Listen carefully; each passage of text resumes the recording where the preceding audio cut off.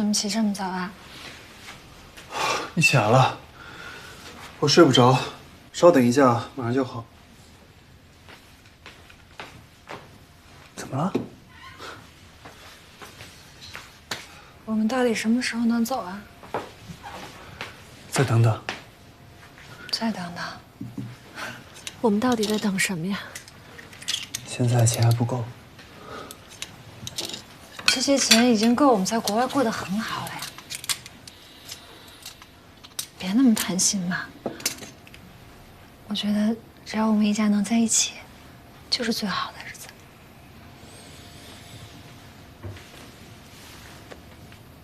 好，听你的。来，早饭吃好，一天好运。二大娘。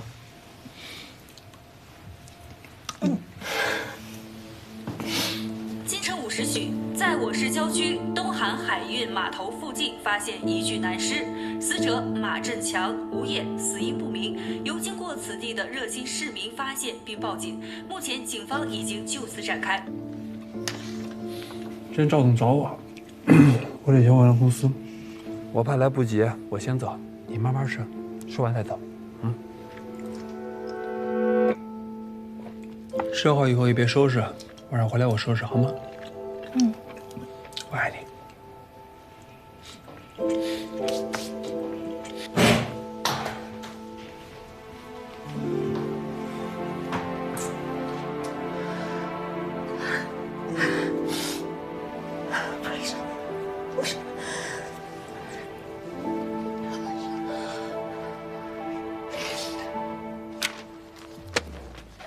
就是敲诈，宋律师，这种事情怎么会摆在我面前？毕竟公司的确对周围村子造成了破坏。宋律师，我1分钱也不给。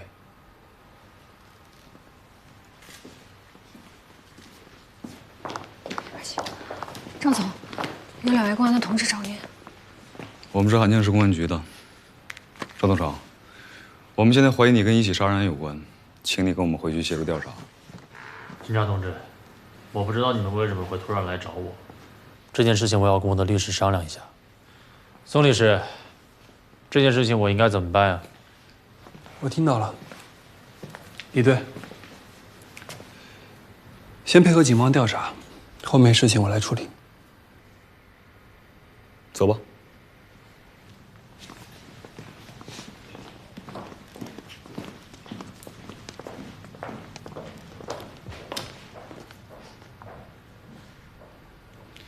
没事，问题会解决的，放心。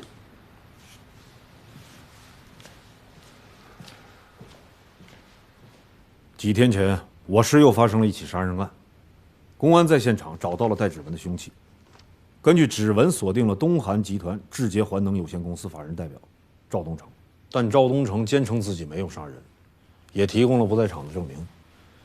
根据调查，赵东成也确实跟死者没有交集，应该是跟股票有关吧。继续。我们在现场发现的这个锦盒和在彭娟家发现那只锦盒从形状和大小上基本吻合，而且跟秦修文家的保险柜里的织物具备同一性。那不仅跟古平案有关系，还跟他背后的古董走私集团也有关系，这重大发现呀！重大发现，好玩着呢。啊，好好看看，看看有什么新发现，给公安辅助。小妮，给他们介绍一下死者情况。死者是一名外号叫大马的货车司机，涉事车辆就注册在大马的名下。死者的死亡时间是在案发当天的凌晨3到5点。我们在死者的腹部发现了致命伤，可以确定为他杀。公安在发现尸体的时候，尸体已经被野狗吃了一部分。然后有什么想法？继续。公安在现场还发现了5个烟头，与死者的 DNA 是一致的。死者的面部有淤青，有皮下出血，死因是因为肝脏破裂而导致的失血过多。现场发现的3棱刀与死者的伤口也一致。另外，死者身上有多处的撕裂伤，现在已经确定是犬类动物所导致的。哎，我看到现场就有这些肉屑，是野狗咬完之后留下来的人体组织吗？不是，是猪肉。猪肉。公安在现场发现肉屑的脂肪颜色和肌肉组织与人类不一样，进一步的检测之后，可以确定肉屑是猪肉。我看过公安的检测报告，没有任何问题。是为了吸引动物，破坏现场痕迹。根据现场的情况来看，大概出现了4到5条左右。虽然是乡下，但是突然出现这么多条野狗，不太常见。所以我觉得嫌疑人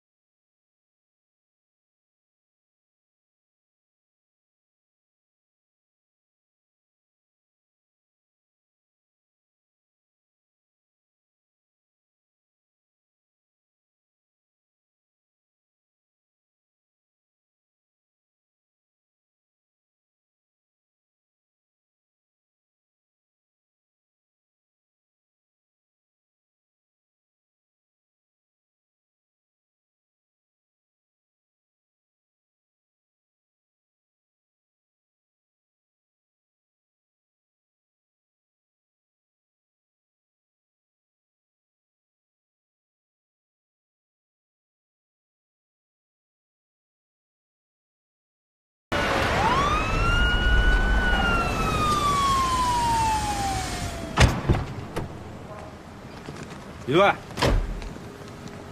钟检察官，辛苦。哎，我们来现场复勘，技术支援。哎，做好技术支援，配合好李队啊。好。好，走。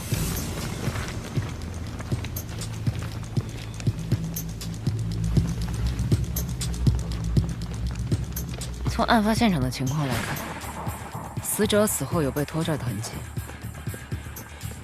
应该是凶手为了干扰我们侦查，故意制造的混乱信息。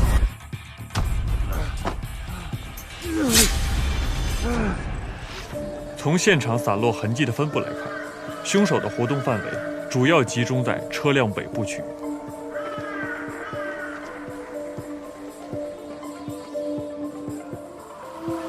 也就是说，凶手杀完人之后，并没有匆忙逃离现场，反倒在现场进行了长时间的逗留。很有可能是个惯犯。不要预判，留下大量清理现场的痕迹，只能说明凶手心理素质过硬，且具备超出常人的反侦查能力。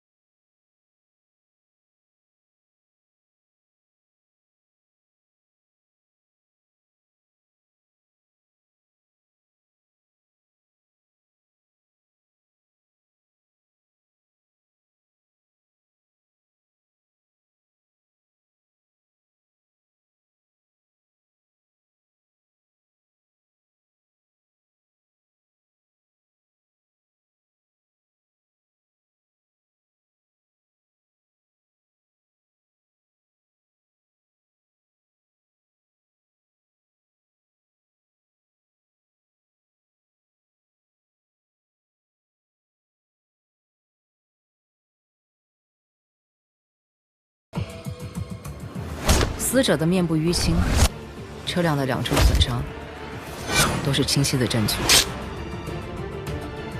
最后，在这个位置完成了最终的杀人动作。不过很可惜，这个位置的痕迹被清理得很仔细，拿到的线索十分有限。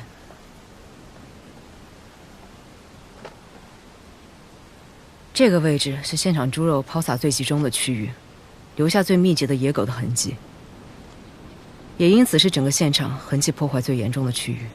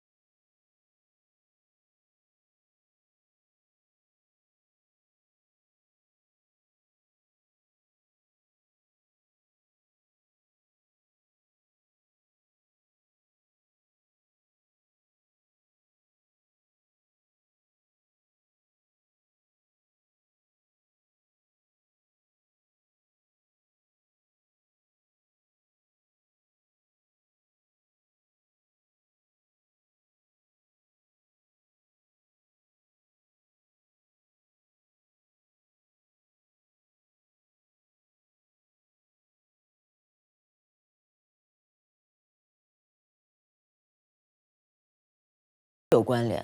秦修文保险柜里的锦盒出现在了大马的货车上，而秦修文失踪前见的最后一个人就是宋白宇。如果宋白宇确实从彭娟家拿走东西的话，那宋白宇会不会是这个链条上的顶端人物？那秦秀文呢？秦秀文可能只是链条中的中间层，他之所以和宋白宇联系，是文物鉴定。但是你想啊，冯杰和秦修文交易是在10几年前完成的，那个时候的宋白宇还在香港读书，还是个孩子呢。现在推定宋白宇有嫌疑还是太牵强，你这几条推理之间的关联未免也太巧合了。这巧合有时候也是疑点。哎，可以啊，这话我记住了。有潜力，看好你。你怎么来了？谁让你进来的呀？哦，我来处理别的案子，顺便找一下允浩。要不我出去等你？行，我下班了，去吧。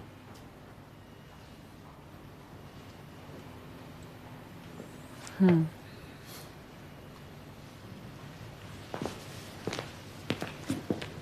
唉，下班了。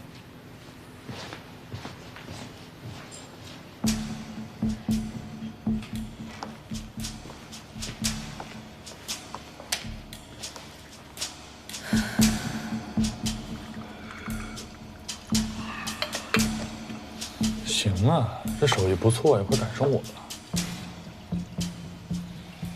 嗯，豆子不错啊，尝尝。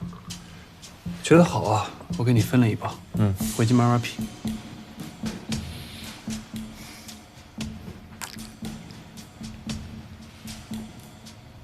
嗯，不错。我刚养好，就叫你过来了。这是我一个客户在肯尼亚投资了一个庄园，正拉我入伙呢。你要是有兴趣啊，我分你点干货。嗯，这公职人员啊，不能经商，而且我只爱喝。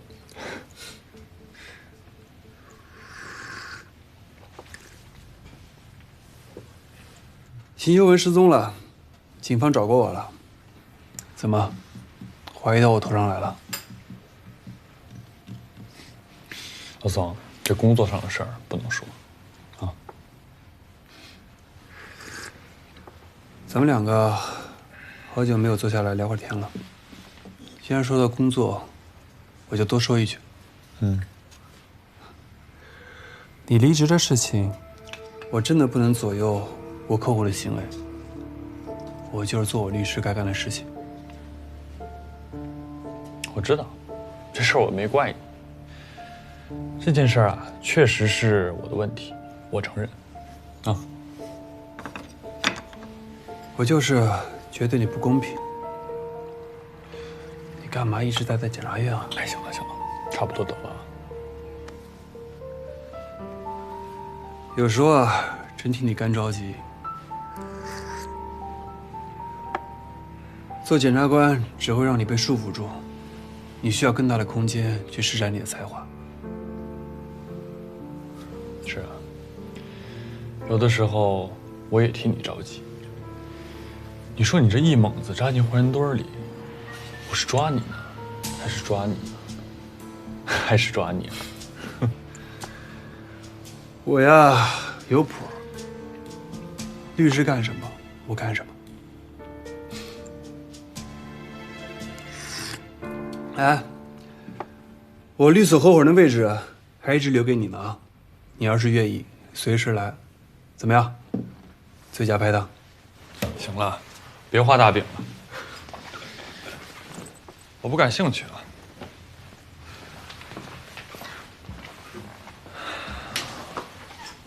老宋，有件事儿，你知道辛秀文的下落吗？你还是不相信我？我要是知道，我第一时间告诉警方。但是有的时候，这巧合就是一点。走了。啊？豆子带上。不用了，挺贵的，你自己留着喝吧。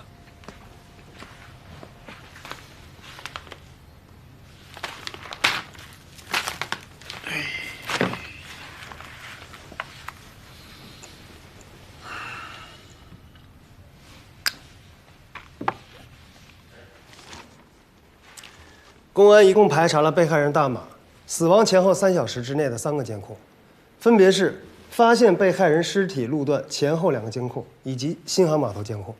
在这段时间内，这条路上一共经过了32辆机动车。公安做了实地实验，就这条乡间小路，晚上能见度极低，确实看不见路两侧的东西。开夜道正常，继续。在远后他们的提示下，公安重点排查了这些车辆在一段不到200米的路上逗留的时间。基本上所有的车辆都是正常车速通过，唯独这辆。驾驶员是个女性，不到200米开了1个小时，那肯定是停留的呀。没有停留，而是直接开进了码头。这辆车注册在智捷环能公司名下。经过调查，这名女子名叫温婉，是赵东成的秘书。当天接到赵东成的指派，去码头核实一下船只到港情况。老周，让自己秘书这么晚去码头，有点可疑啊。公安核实过了，温婉白天给码头打了个电话，说自己有事儿，晚点去，因为是老板下的命令，不管多晚都得去，所以半夜去的。根据码头监控显示，他没有作案时间，并且根据保安的口供，车上只有温婉一人。车查了吗？正在查，公安也同时正在对温婉进行问话。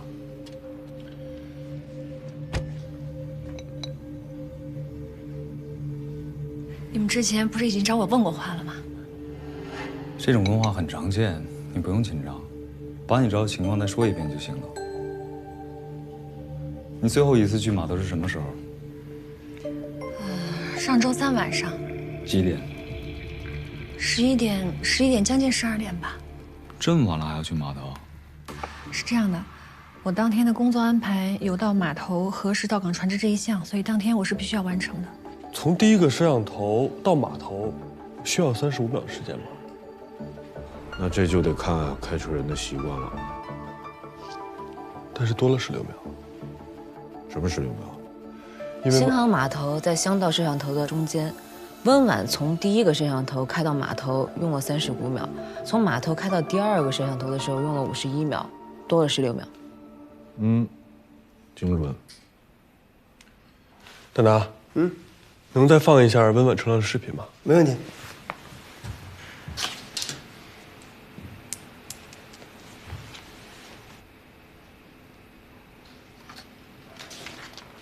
可以了，谢谢。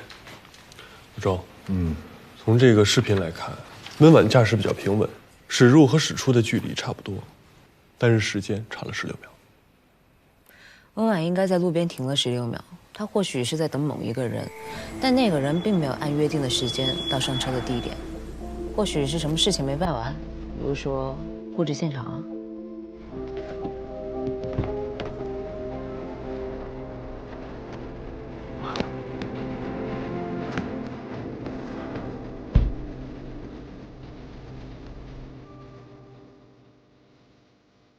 这样，会后呢，我跟公安同步一下情况，看看公安那边还有什么新的线索。如果有结果，我第一时间跟大家更新，好吧？那就散会。那天晚上跟你一块儿去的那个人叫什么来着？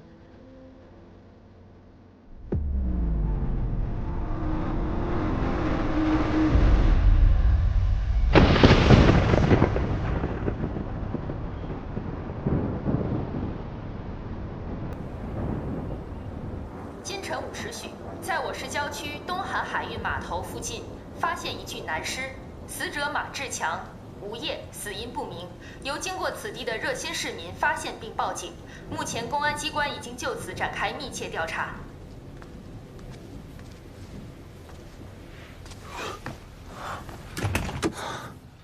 不好意思，是不是熏到你了？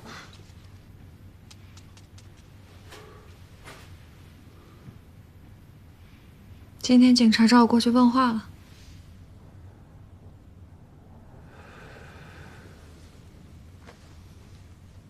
白月，我到底什么时候才能跟你妈见一面？吃顿饭就行。我妈这个人性格比较古怪，我尽管安排。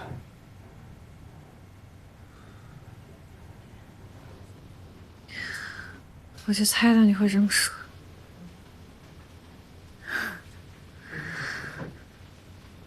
我怀孕的事瞒不了多久了，我得在赵东成知道之前就提出辞职。我知道。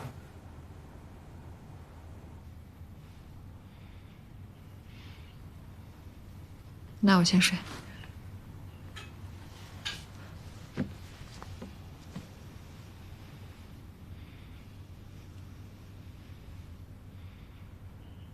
你知道吗？我每天睡觉的时候，我都不想第二天我能醒过来。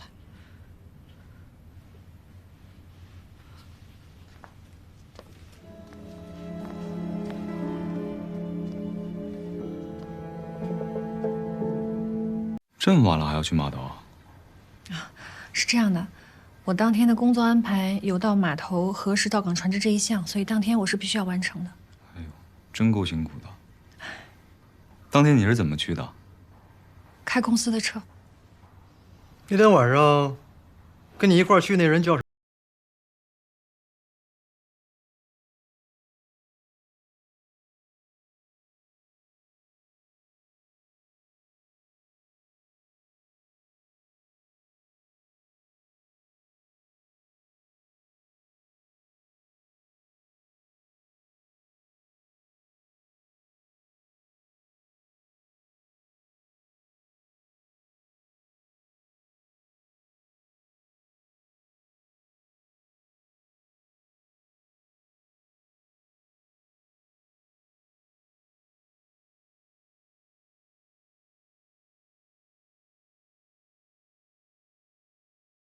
走了。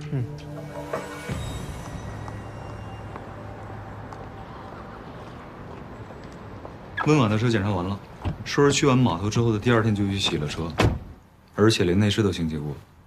温婉一定有问题，稍后我把信息同步给钟检察官。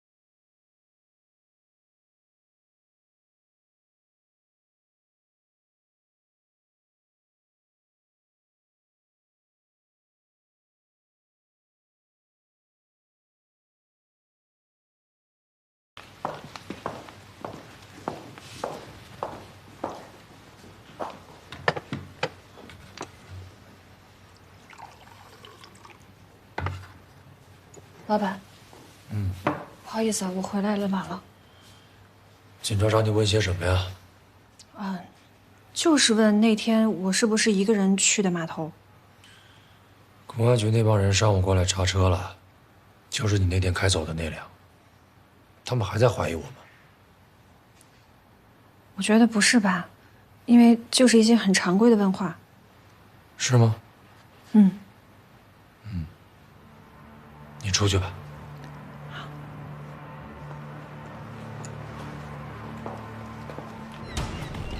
我们已经找温婉问过话了。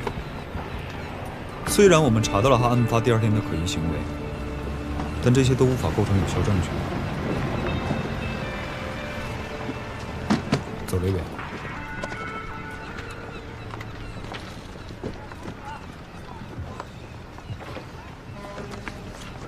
袁浩，这个是你要的照片。行，来的正好。这儿就是东师傅海海域。您见过这个人？我们调过监控，案发当天，正好是赵东成公司的船只靠岸后卸货离开。这个人您见过吗？虽然赵东成排除了杀人嫌疑，可无论是作案地点还是涉案车辆，都跟赵东成和东海海运有着千丝万缕的联系，这里面的疑点非常大。我们分析过，嫌疑人为什么会选择在这个地方动手，很有可能是为了把注意力集中到赵东成身上。好，谢谢啊。他们都没有见过大马。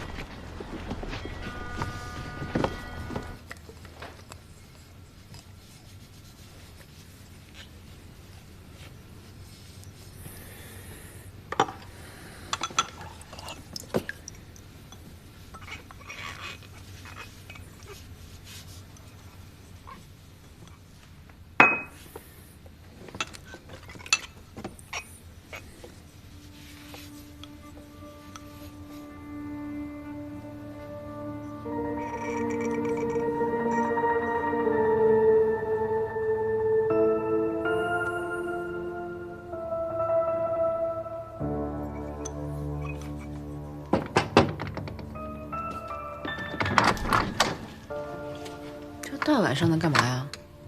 关于指纹，明儿再说吧。哎，我请你喝咖啡。这还差不多。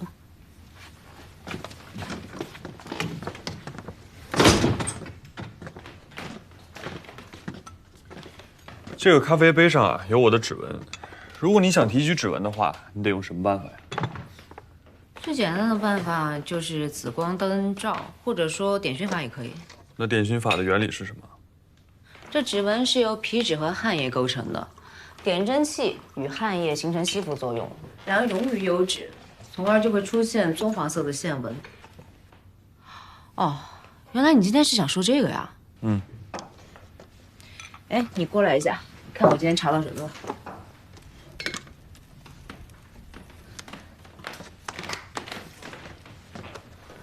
这个赵东成是东韩集团的太子爷，他自己很有想法，专门开了家垃圾填埋的新型环保公司。本来呢，他在外界的评价一直都挺好的。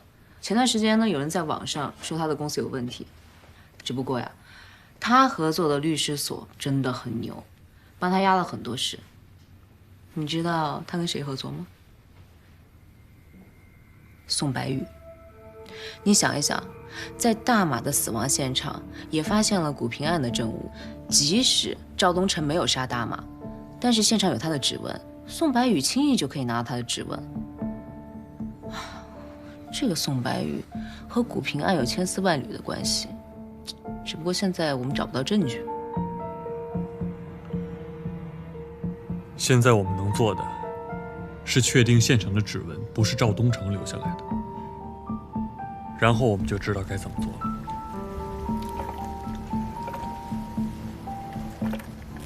关于凶器上的指纹，我和袁浩有一些新的想法。一刀，你也是指纹方面的专家，你看看，如果没什么问题的话，我们就一起给老钟汇报。没问题，来吧。之前在检测报告上说，在紫外光的照射下，这刀柄上有明显的指纹痕迹。但是我们用点熏法对证物进行检测，在同样的位置并没有发现指纹。再把证物放入印3筒指纹熏显箱，同样的，我们并没有得到指纹。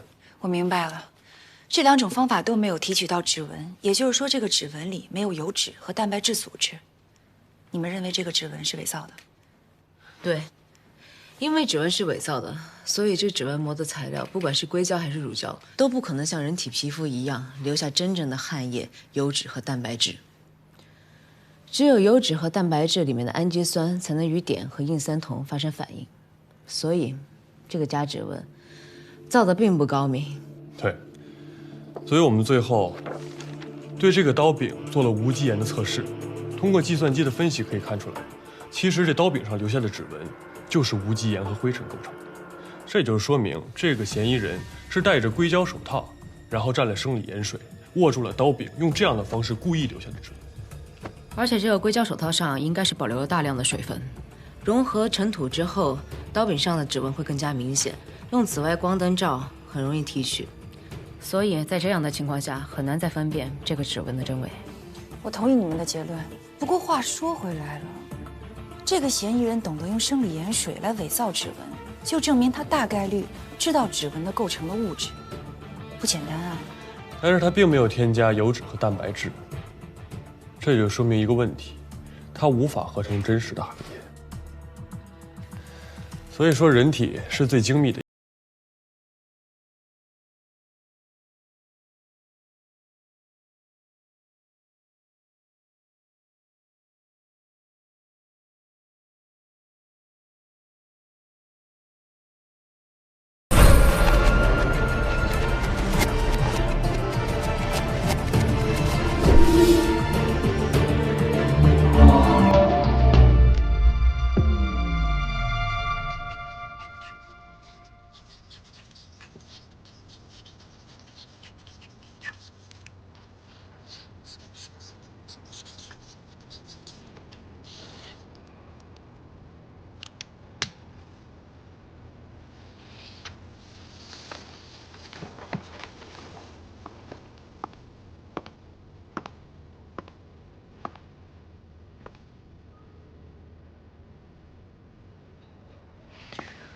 这个宋白宇啊，绝对有问题。现在你明明已经怀疑他了，为什么不上报？现在还差一个关键点。初中数学你学过吧？有话直说。好，你看啊，一条直线上有无数个点，2条直线相交，才会有一个交点。我们现在掌握的这些证据都只是直线，而且完全是平行线。所以说，拿现在的这些证据说明宋白宇有嫌疑，都是不成立的。我觉得不太行。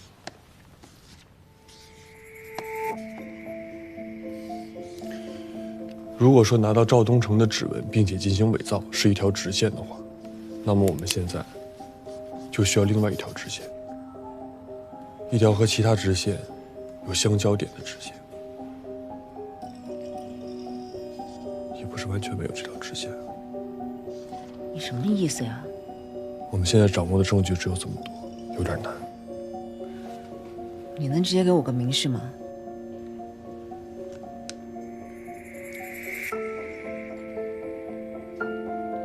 完美犯罪。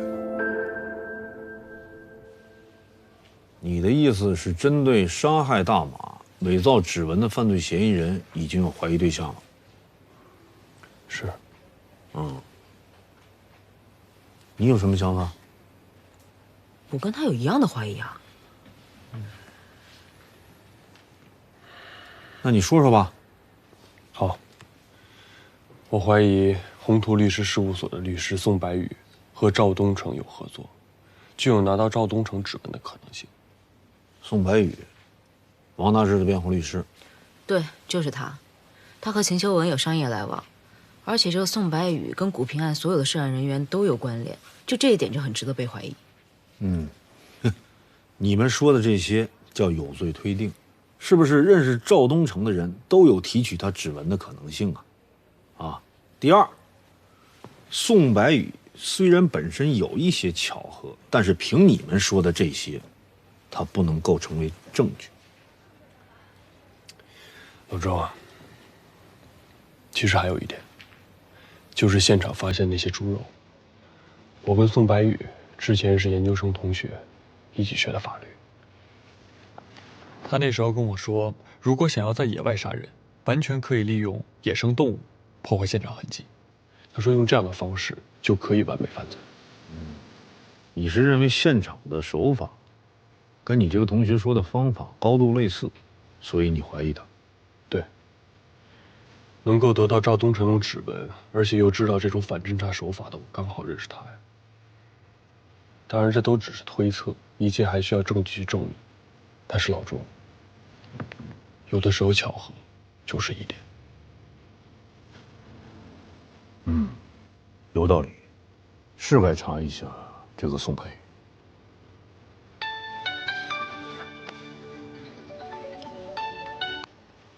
对，涂队。哦，好啊，这是重大发现呐。好嘞，辛苦啊！哎，公安在进一步勘查车辆时，在副驾驶发现了一些毛发和一些极其小的纺织品纤维，样本都属于秦秀文。现在正式锁定秦秀文为第一犯罪嫌疑人。你们现在去协助公安调查。虽然说你们的怀疑也有道理，可是咱们处理案件还是要跟着证据走。好。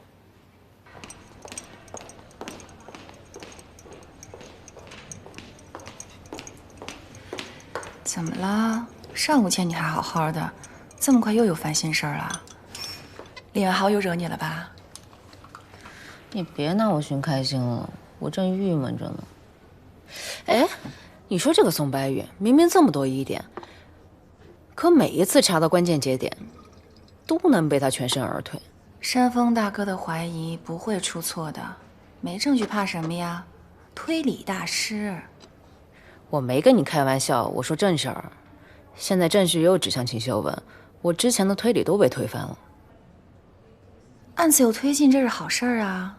我知道，我就是不喜欢这种挫败感。你有这种挫败感也不是第一次了吧？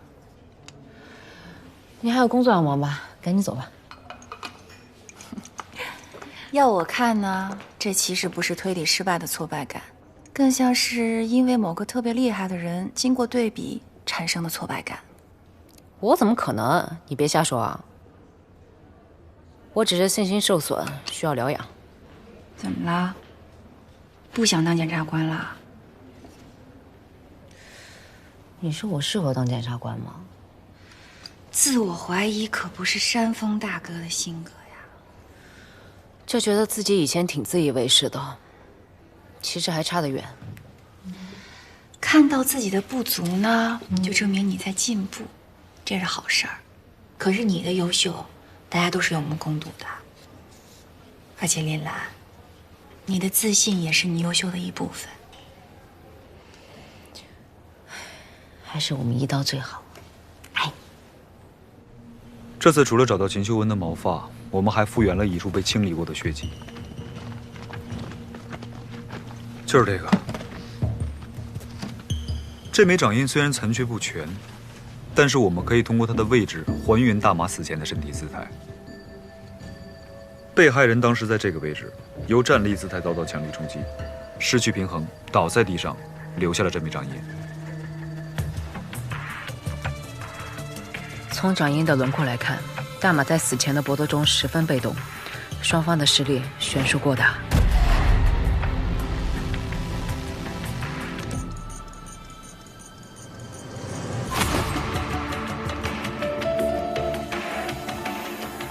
这条线索目前还是孤立的，只有找到它与其他线索之间的关联，才会有进一步的发现。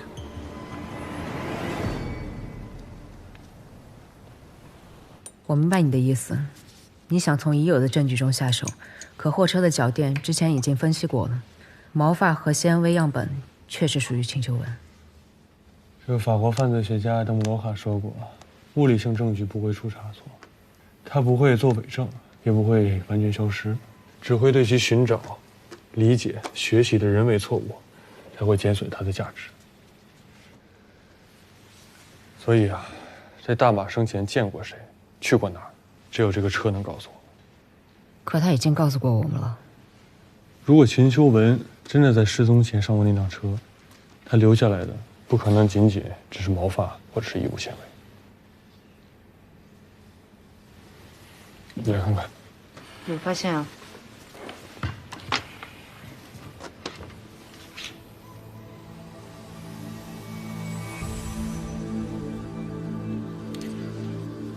是海藻生物。这种暗红色的藻类属于红藻门，绝大部分时候生活在海里。你是吃百科书长大的吗？怎么什么都知道呀？这是常识。臭显摆。哎，你觉得这个是不是秦修文留下来的呀？不管是谁留下来的，这证据都表明他去过海边。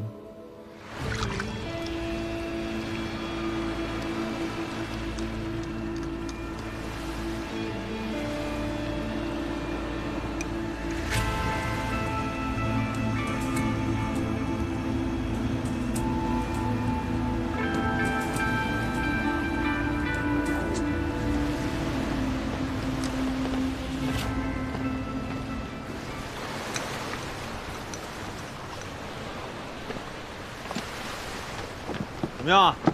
差不多了。抓紧啊！还有好几个地方要去呢。好。师姐，我看你们列出来了10几处区域，为什么都是在海边？那就要林远浩老师来告诉你了。是这样，我们放大了大马车内脚垫上的海藻物质，在这里面发现了灰色的颗粒，还有褐色的颗粒，基本可以确定，来自建筑工地的水泥粉尘，还有这些海边的砂岩。这些沙土应该是属于本市沿海，也就是说，大马在跟秦修文见面前后，极有可能到过其中一处沿海区域。只要我们能锁定那个区域，就一定能找到秦修文的线索。所以我们应该缩小范围，寻找同时拥有海岸和工地的区域。聪明。走吧，去下一个地方啊。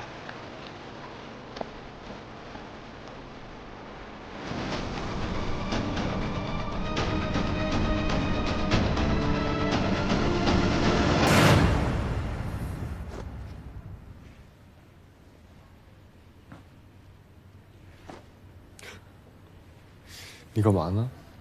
我就在想啊，他这么年轻力壮的，秦修文打得过他吗？哎，你过来一趟。行了，别比划了，下班了。明天问问江妮，看看他那边有什么新的发现没有。哦。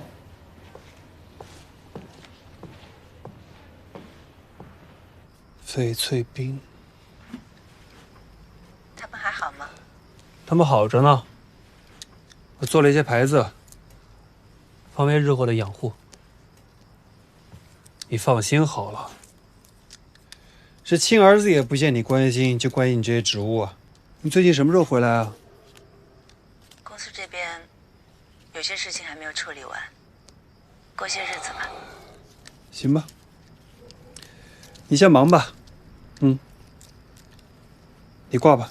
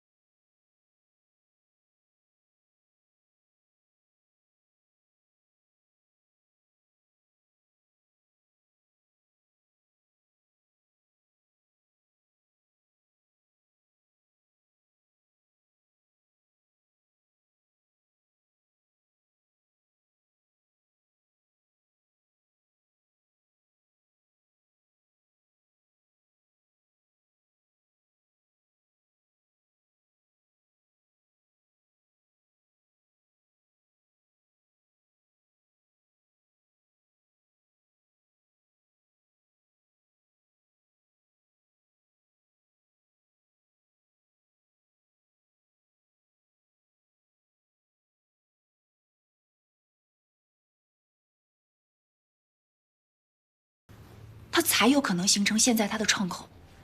可你这样使不上劲儿啊，它不符合人体的构造。哎，好玩是吗？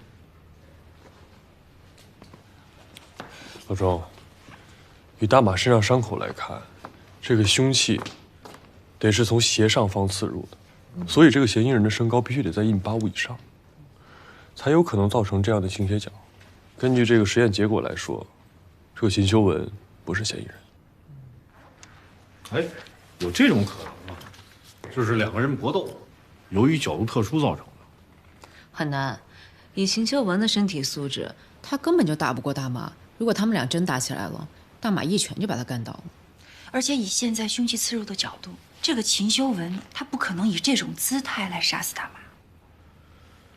秦修文身高1.75米，死者的身高跟我差不多。宋白宇多高？189。你多高？86。哦，来吧，你比划一下。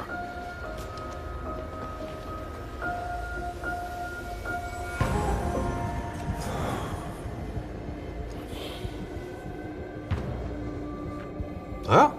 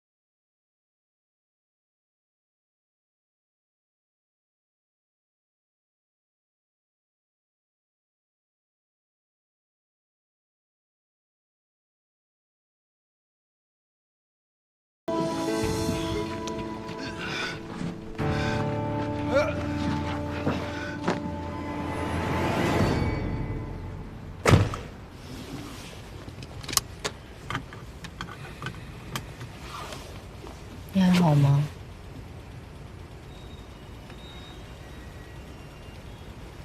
人心是复杂的，我当然希望不是他，但是我不会以个人感情去判断，我只想还原真相。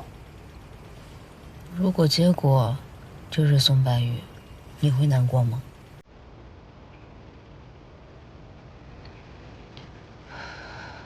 我也有过这样的感觉。秦秀文的事情，对我来说也是个打击。就是你信任的人，根本就不是你想的那个样子。你珍视的人离你越走越远，你却无法靠近。如果再能遇到秦秀文，我只想问他为什么要这样做。理由呢？我觉得他一定是另有苦衷，不然不会如此。不，无论什么理由，他都不应该走错路。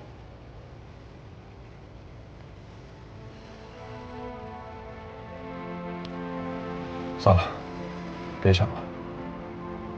这真相就在证据里，只有解开真相，才能找到所有答案。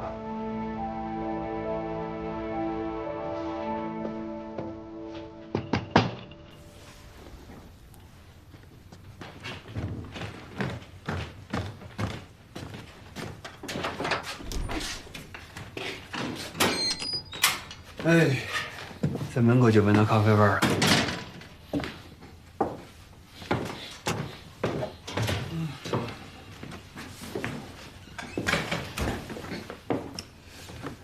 肯尼亚，对，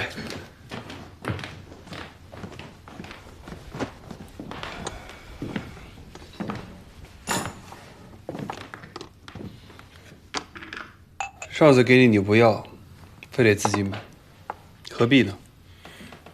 自己喜欢的东西啊，得自己去得，它才舒服吧。你呀，就是倔。来尝尝。是那个味道。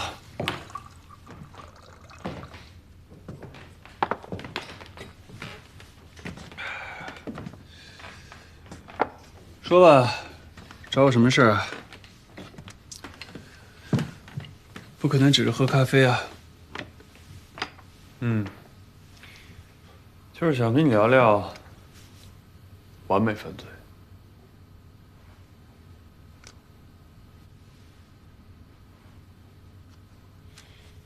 怎么突然聊这个呀？我记得我们上学时候讨论过，这是个虚拟命题，根本不存在。是吗？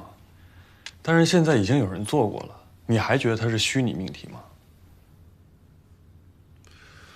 我就是个律师，我又不犯罪，我怎么知道呀？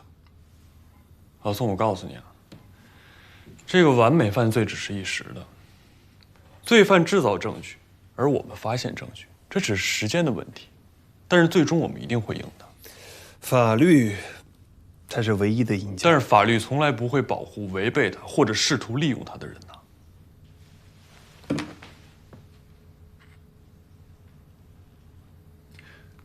你今天感受倒是挺多呀。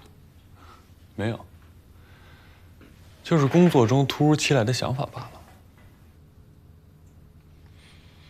可是你从来不跟我聊你工作中的事情。我在跟你说呀，你懂了吗？我不懂。行了，这累了一天，不跟你说这费脑子的事情。不过啊，有2个字我倒是挺喜欢的，我喜欢完美。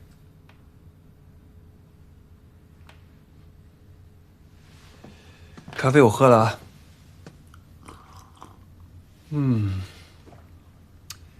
一如既往的完美。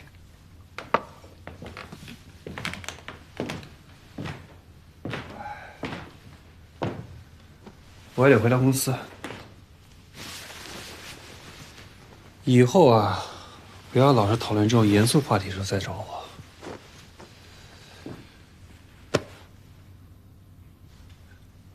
我祝你们成功啊！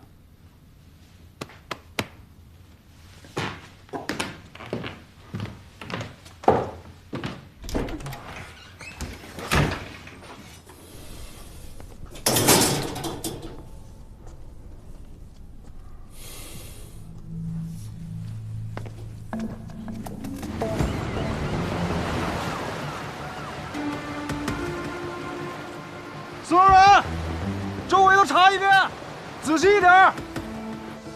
同一性报告出来了，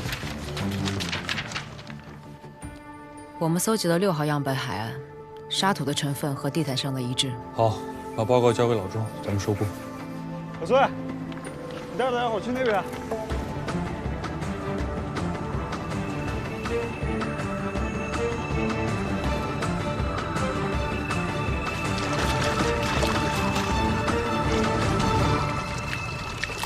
小明，过来，看一下。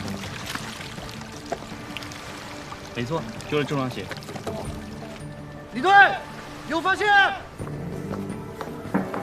报告来了。谢谢。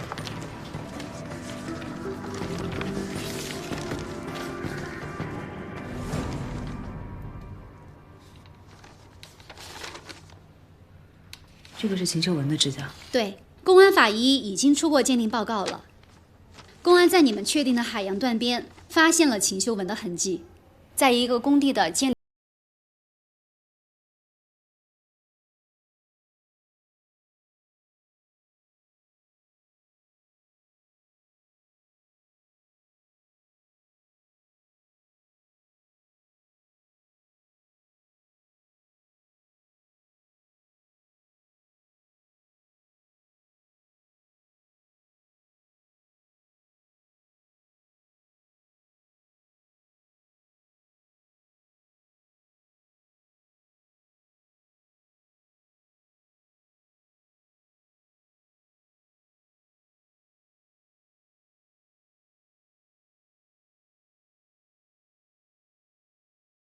是，但是现在还不能下这么绝对的判断。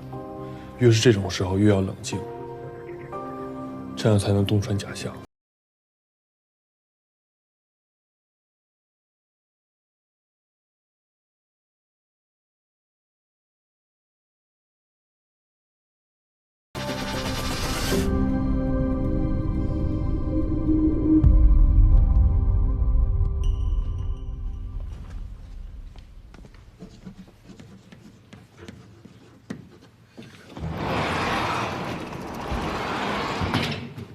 所以，证据链的完整才是最重要的。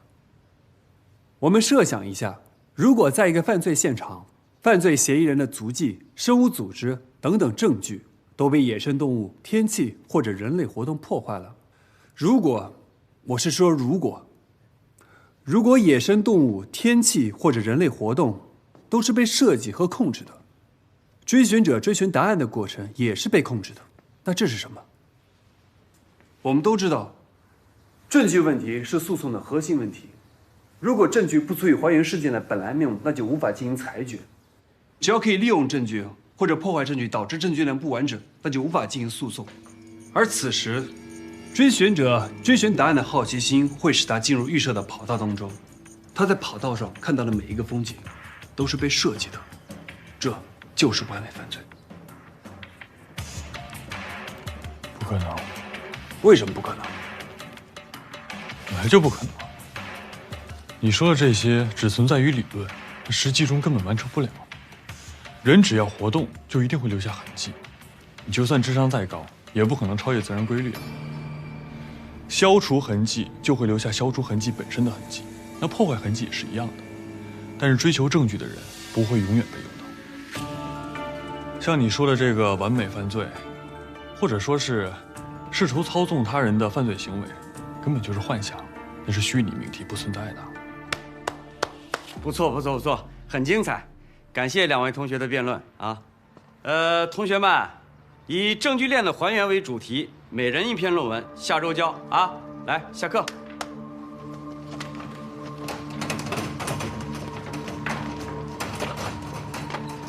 我们看吧，时间会证明一切，说不定哪天就会出现一个。